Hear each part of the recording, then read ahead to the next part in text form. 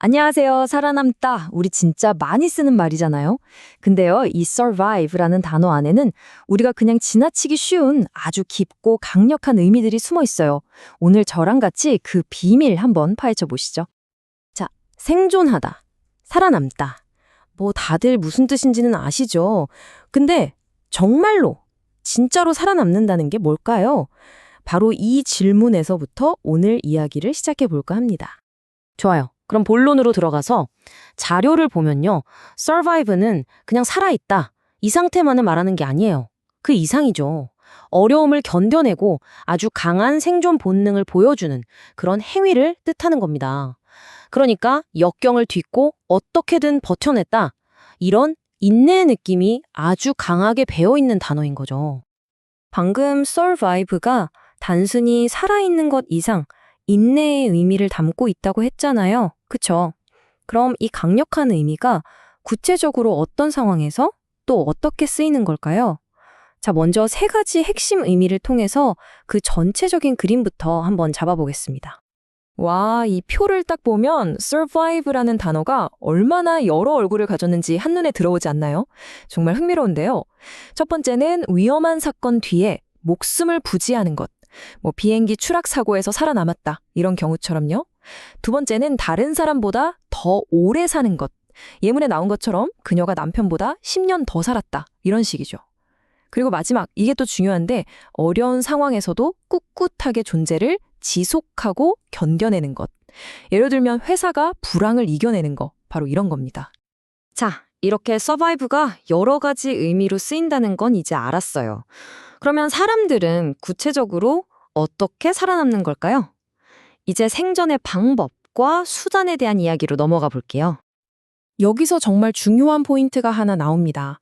바로 survive 뒤에 어떤 전치사가 붙느냐에 따라서 의미가 확 달라진다는 건데요. on이 붙으면 생존에 필요한 자원에 초점을 맞추고요. by가 붙으면 생존을 위해 취한 행동을 강조하게 됩니다. 이거 진짜 중요해요.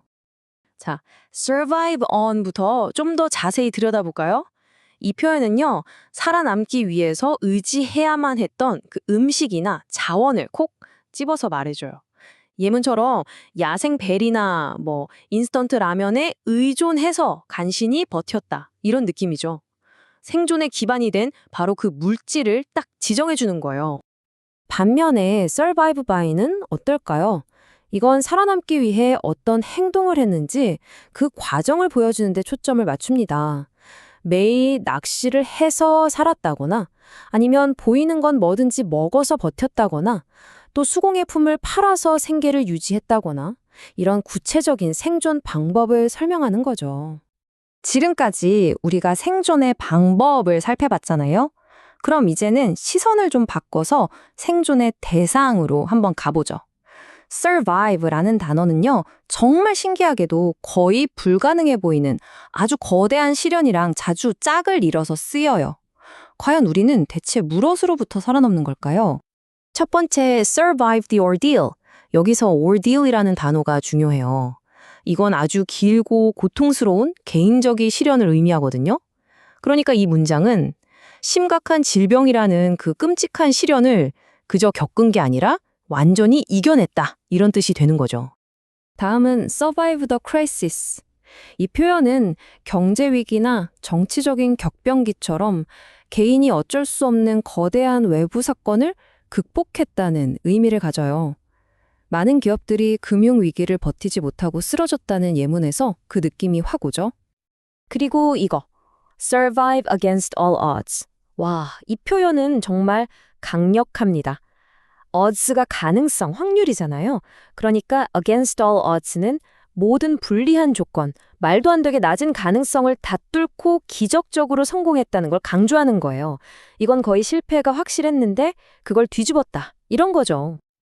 자, 이제 survive라는 단어의 의미가 거의 다 잡힌 것 같네요. 그럼 마지막으로 이 그림을 더 선명하게 완성하기 위해서 다른 단어라는 거울에 한번 비춰볼게요. 비슷한 말이랑 정반대말을 같이 놓고 보면 그 본질이 훨씬 더 뚜렷하게 보이거든요. 자, 한번 보세요. 비슷한 말들 중에서 endure는 고통을 견디는 그 과정 자체에 좀 더 집중하는 느낌이라면 survive는 결국 살아남았다는 그 결과에 더 방점을 찍는 단어예요. 그리고 반대편을 볼까요? perish, 소멸하다, succumb, 굴복하다. 이런 단어들이랑 비교하니까 survive가 가진 그 역경을 이겨내는 힘이라는 의미가 훨씬 더 강렬하게 다가오지 않나요? 네, 그래서 오늘 이야기의 핵심은 바로 이겁니다. 서바이브 한다는 건요, 단순히 숨쉬고 사는 걸 넘어서는 거예요. 실현 앞에서 강인함을 보여주는 하나의 행위라는 거죠.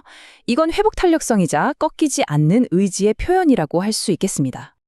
오늘 내용을 마무리하면서 여러분께 이 질문을 꼭 한번 드리고 싶어요. 여러분의 인생에서 여러분은 무엇을 서바이브 하셨나요? 이 질문을 한번 곱씹어 보면서 survive라는 단어가 여러분 각자의 삶 속에서 어떤 특별한 의미를 갖게 되는지 생각해보는 그런 계기가 되었으면 좋겠습니다.